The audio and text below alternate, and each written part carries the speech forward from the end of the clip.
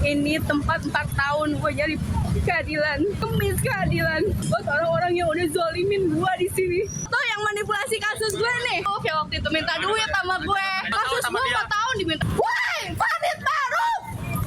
Fadit Maruf! Zolim lo ya! Mbak Cindy ini yang sempat viral, tapi saya ingin tahu kasus Anda apa sih? Udah habis keluar berapa Anda? Ratusan kali. Ratusan kali selama 4 tahun. Bolak-balik ke kantor polisi? Iya. 100 juta lebih? Itu sih. Ya kurang lebih bisa. 100 kali bolak-balik, uang habis 100 juta lebih. Mohon maaf, Ibu bukan ahli pidana, jadi nggak boleh menyimpulkan sebuah unsur. Hakim menyatakan ini pidana loh. Guys, lihat. Ini tempat 4 tahun gue jadi keadilan. 4 tahun air mata gue berderai di sini ngemis keadilan. Gue gak tau lagi. Di saat teman gue tertidur gelap. Mungkin Allah nunjukin kuasanya. Tiap hari doa gue buat orang-orang yang udah zolimin gue di sini. 4 tahun kasus gue. Mas Bari tuh orangnya tuh yang manipulasi kasus gue nih. Yang manipulasi kasus gue nih orang ini. Namanya Aibda Farid Ma'ruf yang waktu itu minta duit sama gue. Nih, yang minta duit sama gue nih. Nih, kasus gue diituin. Di mana atasannya? Pak Kasat yang mana lagi? Minta apa lagi? Hah? Ini nih kasus saya 4 tahun sama dia. 4 tahun dimintain duit. Nggak selesai nih. Parah banget. Mana nggak ada? Duduk aja dulu situ tuh, duduk aja dulu, duduk. Lah, kabur. Pak, duduk aja dulu situ. Nih Pak, kasus saya 4 tahun Pak. Nah, kasus saya 4 tahun di sini nih. Pak, kasus saya 4 tahun. Sini, Mana jangan Pak? kabur. Pak, Jangan kabur, woi. Kasus 4 tahun. Woi, Fadit Maruf. Fadit Maruf. Zolim lo ya. Oke.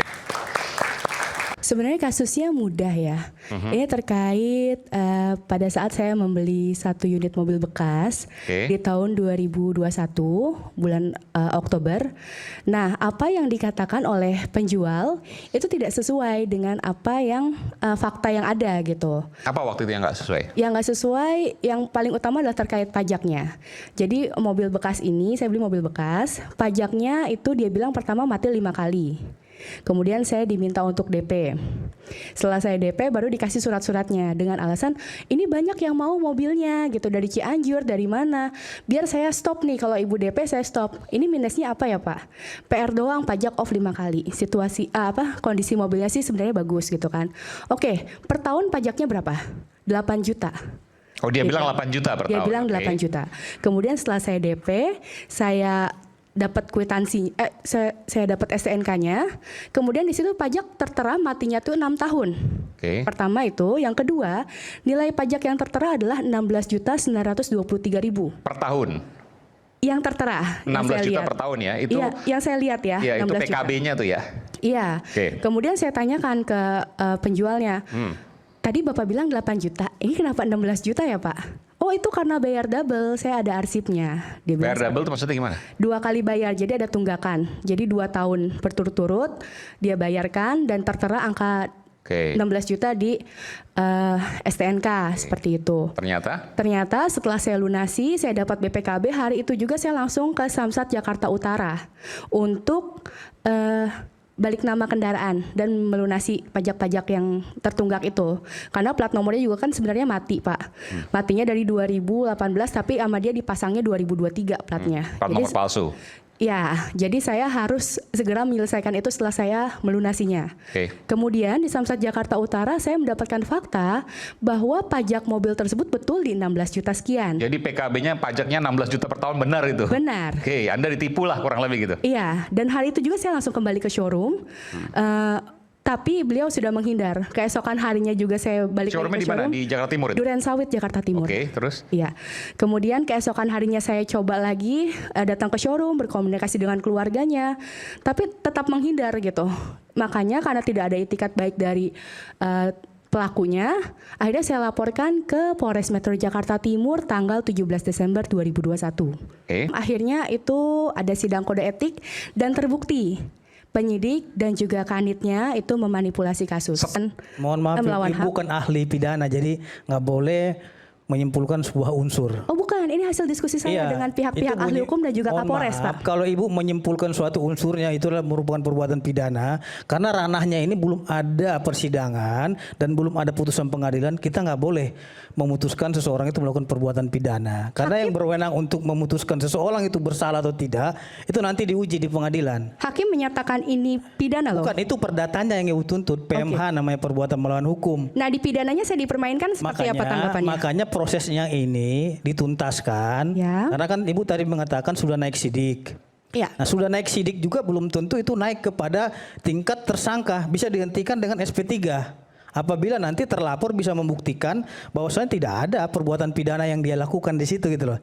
Jadi Bang Aiman, di sini kita memiliki hak antara pelapor dan terlapor gitu loh. Iya. Nah, karena kalau memang kita menjustifikasi terlapor melakukan perbuatan itu belum tentu salah menurut saya. Saya tanya ke Ibu deh, Ibu punya bukti apa kalau seandainya si penjual mobil showroom tadi membohongi Ibu? Misalnya bukti apa? Kan jangan-jangan dia sudah bilang misalnya nih, enggak, saya udah bilang kok memang 16 juta pajaknya, saya nggak bohong, misalnya kan seperti itu. Tapi Ibu bilang, oh enggak, 8 juta. Bukti apa yang Ibu miliki?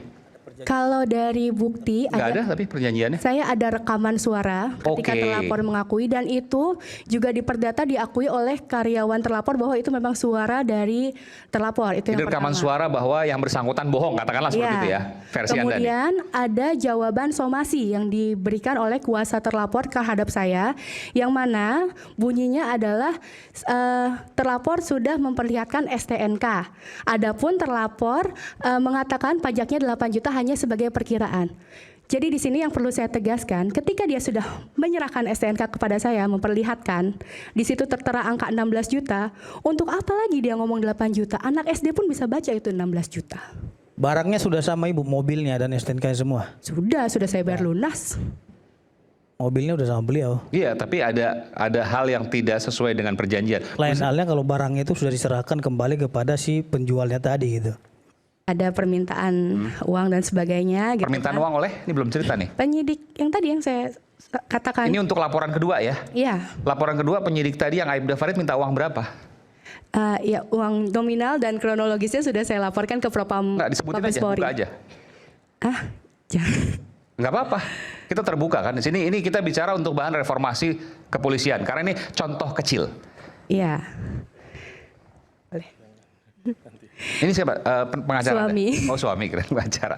Silakan. Iya, saya tetap pada laporan di Mabes Polri aja Intinya ya. ada sejumlah uang yang diberikan. Iya, intinya ada atas sejumlah permintaan uang. yang bersangkutan. Betul. Yang pertama Jumlahnya untuk berapa? transport. Di atas 10 juta? Enggak. Oke. Enggak baik. banyak sih. Oke, terus? Kemudian yang kedua juga dia minta lagi, yang ketiga itu udah Anda kasih, yang pertama kasih, yang kedua kasih. Iya. Yang ketiga? Enggak. Alasan pertama kedua untuk apa? Operasional. Operasional. Oke, Anda kasih. Iya. Tapi kasusnya nggak jalan-jalan, masih penyelidikan saja. Iya. Karena lambat sekali berjalannya gitu.